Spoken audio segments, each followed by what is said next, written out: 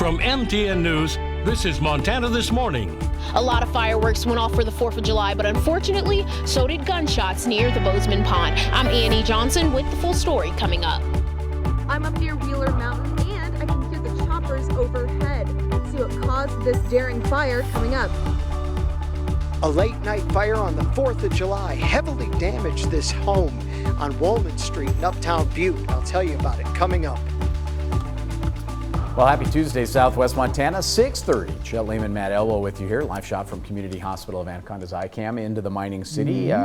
Beautiful weather on Sunday for the parade. Beautiful weather in the evening for the fireworks on the 3rd. I didn't see a firework one. I was in the National Forest. Right, good, because you're not supposed to. That's right. That's good. That's exactly I'm glad right. So your neighbors there were following the rules. I didn't see a neighbor either. Well, that's so good that's too. probably good. Yeah. Temperatures into the 40s and 50s for most of us throughout the area. It looks like another hot afternoon. We're not done with these dry conditions by any stretch, but we do have some rain in the forecast this week. It's just not real significant for most of us. Temperatures into the low to mid 90s. I don't think that we're going to see much of a chance of rain in the valleys. Maybe a couple of mountain showers this afternoon.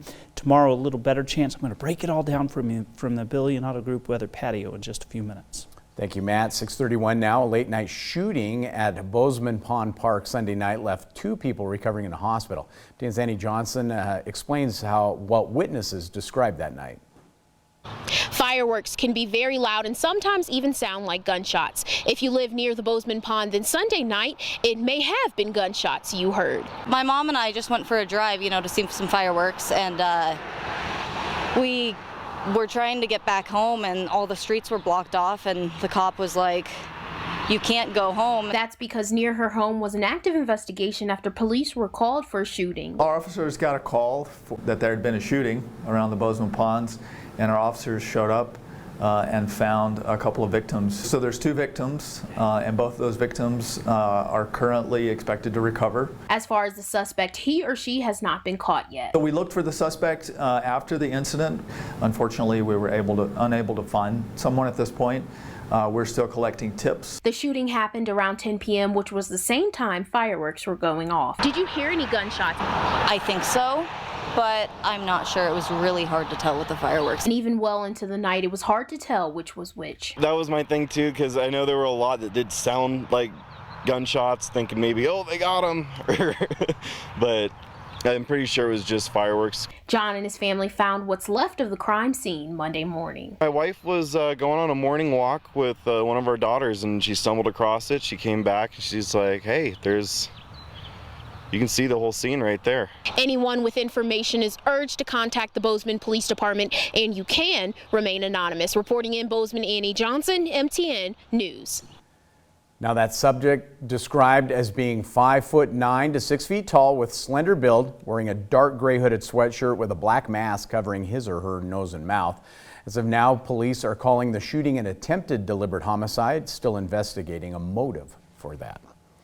Other headlines: wildfire caused by a lightning strike still ablaze on Wheeler Mountain. MTN's Jane McDonald was near the scene this weekend, reports on what she was able to see at that time. Right now, I'm on Little Bear Road. Right up ahead is where the fire began. So let's take a look and see what we got. We were just there last night when it was spotted. Well, yesterday when we were up there, it was bone dry. They didn't get any of the rain up in that area that we got in the valley. Bone dry. Warnings of drought, thunderstorms, lightning, and the 4th of July. Sounds like a firefighter's worst nightmare.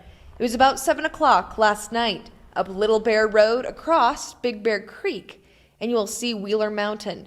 And all it took to set ablaze was a flash of lightning. But how common is a lightning strike fire? This time of year, they're not extremely common. I mean, we get them, but having them turn into an actual fire is really rare, because usually this time of year we're getting rain, really heavy rain with our lightning. No rain, a dry storm.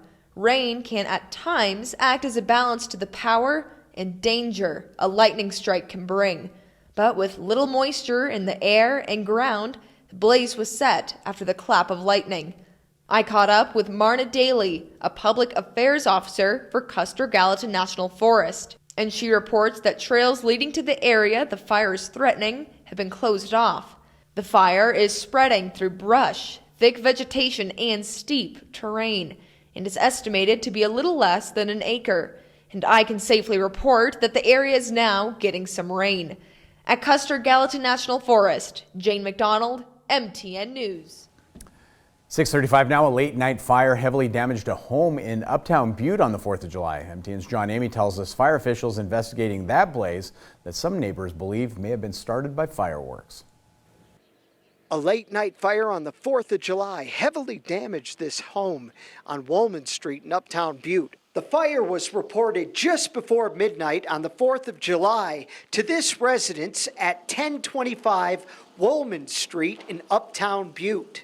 The fire did heavy damage to the rear of the home before responding firefighters were able to put it out. The fire did some damage to a residence next door. The neighbor said he was sleeping at the time when his children woke him up. He said he's fortunate to get out of his home and for firefighters for containing the blaze before it did more damage. We were sleeping and both the boys woke us up screaming there's a fire, so we got the kids and dogs and got out the house, and it's scary. It's very close. When they said fire, I was thinking like small little firework, backyard, stomp it out, no problem. And then, it was definitely not. Fortunately, the residents were not in the home at the time of the fire, and no injuries were reported. The cause of the fire remains under investigation. In Butte, John Amy, MTN News. In other headlines this morning, there's lots of anxiety around the spreading Delta variant, and for some who are already vaccinated, the idea of adding another shot to the mix may seem appealing. But right now, experts say you don't need to. Newsy's Lindsay Thies explains. If you're fully vaccinated in the U.S., adding an extra COVID vaccine won't hurt, but it may not help either. New research shows mixing the AstraZeneca and Pfizer vaccines is safe and effective. The AstraZeneca was never studied as a one dose. Dr. Monica Gandhi, a leader in the infectious disease field, reminds us that the AstraZeneca shot, which is intended to be a 2-dose vaccine, is not approved in the U.S. It was always supposed to be boosted, 4, 6, 8, 12 weeks. It depends on what each country decides. Johnson & Johnson's vaccine does use the same technology as AZ, but they've been studied and shown to work as a 1-dose single shot. We don't have a wealth of data to say how well you'll be protected by a second vaccine.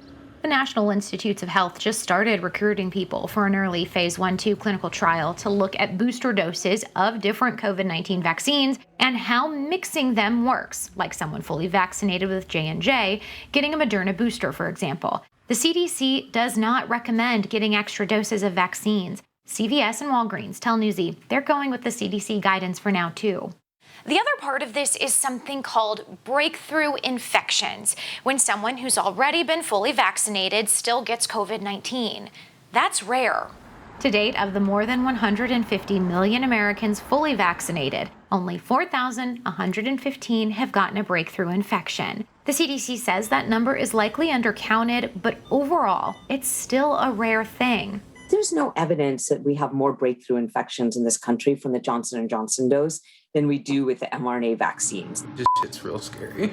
That was the case for Daniel Richard of Aurora, Colorado. He just returned home from the COVID ICU. He had been fully vaccinated with a Pfizer mRNA vaccine earlier this year. Wear your mask, get vaccinated, wear your mask after you're vaccinated. Bottom line, experts say it comes down to personal choice if someone wants to get an extra dose. But the science on that, we don't know yet. Lindsay Thies, Newsy, San Francisco. Well, organic food is big business in the U.S. in 2020. Americans spent nearly $62 billion on organic foods. That's up some 12% from the year before. But growing organic produce can be a challenge, especially when it comes to dealing with pests that can damage the crops. Maya Rodriguez shows us a unique robot that may be the solution into the future. On a summer afternoon, sunshine bathes the farmland, and what's growing? in much-needed light. We're focusing on strawberries. Synonymous with summer, it's a crop often targeted by all kinds of pests. The pests that we're treating against, it's specifically spider mites, powdery mildew, and gray mold. Normally, getting rid of those pests would involve using chemical pesticides, but this is organic farming, so that's out of the question. As the sun slowly sets, though, a different solution rolls into view. You can think of it just like a giant field Roomba. This self-roving robot is treating the plants with ultraviolet light. Used several times a week, it illuminates crops with UV light, killing the pests with no impact on the crop. Just goes up and down the rows, carrying the lights in a very specific way so that we can use the light in place of the chemicals. Adam Steger founded Trick Robotics, which created the robot. With funding from the National Science Foundation and working with researchers from the USDA, the robot is now being deployed at test pilot farms in California, West Virginia, and here at the University of Delaware's Agriculture Research Center. My job is just to operate the robot. Fahim Chowdhury sets the robot into place, and then using GPS signals to self-navigate, it gets to work. All right, right now I'm just gonna put the robot on auto mode so the robot will run by itself. What's great is it has a DNA mechanism that basically inactivates the way that the pests reproduce. So we can effectively eliminate the need for chemicals because we can affect the way the plants, the pathogens on the plants affect the yields. More yields means more organic crops, which could lead to lower prices at the grocery store. According to the USDA, organic farms are located in nearly every state, with the highest amount of organic farmland found in California, Montana, New York, Wisconsin, and Texas. For Trick Robotics, the pilot tests have gone well so far. It's a growing market they're hoping to tap into on a larger scale. Farmers, especially with specialty crops, they're so welcoming to new technology. Having something that is a non-chemical solution that really works is something that they're looking for. Which might now include a rolling silent sentinel on the horizon. It is watching after your crops all season long. In Georgetown, Delaware, I'm Maya Rodriguez. 6:42 now. We're going to take a quick break. When we come back, police in Hong Kong say they have stopped a plot to set off multiple bombs. How it was being planned and what the targets were, coming up. But first, here's Gail King with a look at what's coming up at 7 o'clock on CBS This Morning. Good morning to you. Ahead on CBS This Morning, we're in Florida. We're tracking the effects of Tropical Storm Elsa as she hovers near the coast.